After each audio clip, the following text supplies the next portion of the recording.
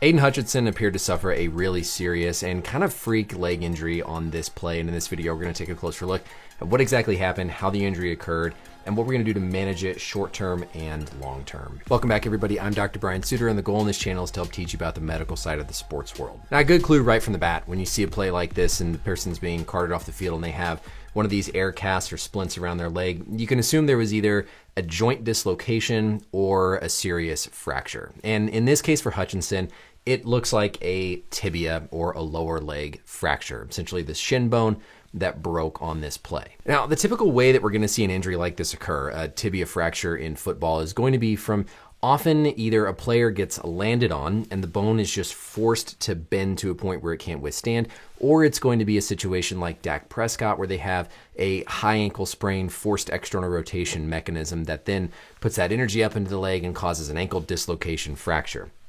So with Hutchinson here, when we were first watching and I was looking through this, I was expecting to see something like that. I was expecting to see some sort of external load, player falling into him here. It's the left leg, of course, that we're dealing with that ended up being fractured, and you don't really see anything here in this position after it's happened. The other way that bones will often break is with torsion, so twisting. So the other thing that we look for is some type of twist, and it doesn't look like there's any sort of rotational torsion or twisting here with Hutchinson, so then we have to look elsewhere and see, okay, when did this occur? How did it happen? The answer lies in something we've seen in combat sports, mixed martial arts, right? Anderson Silva, Chris Weidman. When somebody strikes directly in the front of the tibia, that force can be enough that it causes a tibia fracture. And so here with Hutchinson, as he's going through this play, we're eventually going to see a moment where he gets swung around. So right here, again, we're still looking at, in this case, it's going to be the left side right here. And as he moves that leg through, one of the other Lions players is right here. And that Lions player, his left tibia is coming forward here. And that contact right there onto Aidan Hutchinson's leg, that external load pushing the leg in, is what ultimately leads to this injury occurring. We're not going to go further because in the next frame you see the leg kind of completely break, and that's not necessary to show other than just seeing the moment when this impact occurs. Now, because that impact is happening on the external part of the leg, there's probably also a fibula fracture, the outer bone in the lower leg that goes along with the tibia. And then as he ultimately kind of rolled through, we could see where the leg was hanging, and this did in fact look like the tibia was broken. Not anybody that rolled up on him, not a high ankle type of mechanism. This was as simple as all of his momentum is being swung around as he's trying to tackle Dak Prescott. His left leg swings out, strikes directly square on the front shin. That tibial tuberosity is the part where the patellar tendon inserts on the tibia. It's a really hard, prominent spot of bone. There's no muscle covering it. There's no cushion covering it. And so this is just like taking a metal bat and swinging and hitting directly in the shin, ultimately leading to the break. Next, we'll talk about how this is managed, long-term outlook, all that sort of stuff. But first, I want to give a quick shout out to the sponsor of today's video. I want to challenge you to change the way you think about shaving with the help of the sponsor for today's video, Hinson Shaving. For decades, we've all been sold smooth shaves, yet the majority of people still experience some type of skin irritation. There's virtually no information on how to prevent irritation, and meanwhile, billions of plastic razors and cartridges are filling up landfills just in the US alone. This beautifully designed and manufactured single blade razor from Hinson Shaving is changing the paradigm from a smooth shave to a skin-friendly shave. Multi-blade cartridges are built with a lot of spring and movement, which leads to more tugging and irritation on your skin compared to the stable rigidity of a single blade razor from Hinson. The Hinson blade is supported along its entirety, which leads to a much smoother glide and none of that grabbing and tugging from a multi-blade razor. So it's time to say goodbye to subscriptions and say yes to a razor that will last you a lifetime. Head to hinsonshaving.com/BrianMD to pick the razor for you and use code BrianMD to get 2 years free of blades. Just make sure you add them to your cart. And then when you run out, once you own the razor, it's only $3 to $5 per year to replace the blades. So that's 100 free blades by going to HENSONSHAVING.com/BrianMD and use code BrianMD today.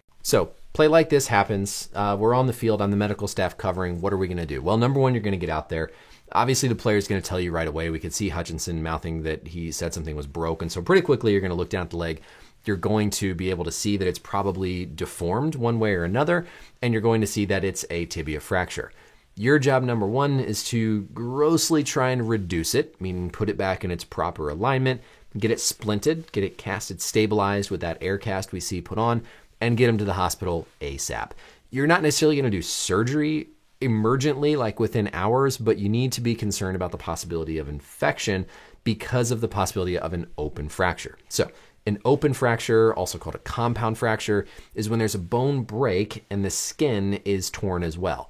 The skin is that protective barrier that keeps bacteria, germs, etc. from getting in there and causing infection and subsequent things like what we saw happen with Alex Smith.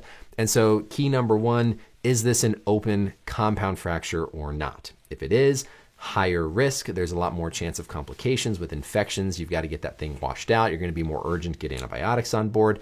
If it's a closed fracture, then that's not quite as urgent, but still going to be managed surgically. Now, usually in a case like this, depending on kind of where the player's pads, socks, all that are, you'll know pretty quickly if it looks like a serious open or not. You're going to put some dressing, something over to kind of just protect that skin, limit the bleeding, get it splinted up in the air cast, and get them off to the hospital. The air casts are pretty cool. They actually suck air out. You don't inflate them with air to make them solid. They're very loose. They're filled with like these plastic or hard beads, and so they're loose. You put them on, you can fit it and form it to the leg or to the joint that you're trying to stabilize, and then you vacuum the air out. They're also called a vacuum splint. That makes it rigid, rock hard to stabilize that bone, to try and keep those positions, keep that bone from moving further. So now let's talk about our anatomy and what actually is broken here. So looking straight on at the lower leg, the first thing we're going to have here is, of course, the tibia. The tibia is the shin bone. That's the bone that it looks like was broken here. On the outside of that, if we hide our little interosseous membrane here, just to make it easier to see, then we're going to have the fibula. The fibula is considered kind of the non-weight bearing bone of the lower leg, sits on the outside. And so for Hutchinson, his legs swung around, the other player in the line struck him right here on this part, directing all that load in, causing just that bending and the break of the leg. That spot, the tibial tuberosity that I talked about, which is really that firm, hard prominence and exactly the imperfect, unlucky spot for the leg to hit, is right up here at the top of the knee. So if we hide some of these knee capsules, ligaments, etc., hide some of these bursa structures, we're going to see that patellar tendon, and that patellar tendon inserts right down there, that little prominent spot of bone called the tibial tuberosity. So you can see how it's a little bit elevated forward, almost making it that perfect impact spot to drive the maximum force into the leg to ultimately lead to that unfortunate break. The way that this is going to be treated is with something called an intramedullary nail, or a rod. Within the inside of the bones, all of our bones they have marrow. The intramedullary space is where the bone marrow sits on the inner part of the bone. The outer part is the cortex. It's hard. It's what gives our bones our strength. And the inner part is softer. It's where that marrow lives, that medulla. What they're going to do is they're going to put a metal rod all the way down the length of the leg, most likely, to bring those fracture pieces back together. Occasionally they have to do surgery on the fibula as well. It really depends on how bad that break is, but often it's not as serious as just the tibia. Like I said, biggest things initially are going to be, is it open? Is it a compound fracture? Is there a higher risk of infection? That's going to increase the urgency. That's going to increase the severity and the possibility for long-term complications. Minus all that, I still fully expect this to be a season-ending injury for Hutchinson. Don't expect he's going to be back this year, but assuming things go well with the surgery, there's no serious muscle damage, blood vessel, nerve damage, because remember, all that stuff sits around those structures as well, and there's no post-operative infection like Alex Smith, which the majority of time there's not. We should see him back next year. He should be healthy. This should not affect the rest of his career. You think about something like an ACL, and an ACL can honestly have more impact on a player's long-term health because of how it affects the cartilage, the joint, the tissue. A broken bone, in a sense, is certainly easier to fix because you're just putting it back together. There's not ligament healing, reconstruction, grafting, etc.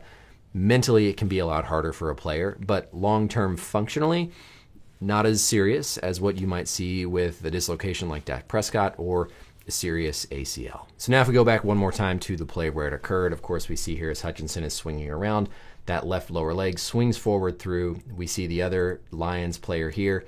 That leg makes contact right at that front spot. See, there's the kneecap right there, that front part of the tibia, tibial tuberosity, hardest part of that bone that's going to put that most trauma through the leg, ultimately leading to at least a tibia fracture, potentially fibula. That's it for the video, everybody. Thank you as always for watching. Let me know any questions or comments down below. And until next time, I'll see you later.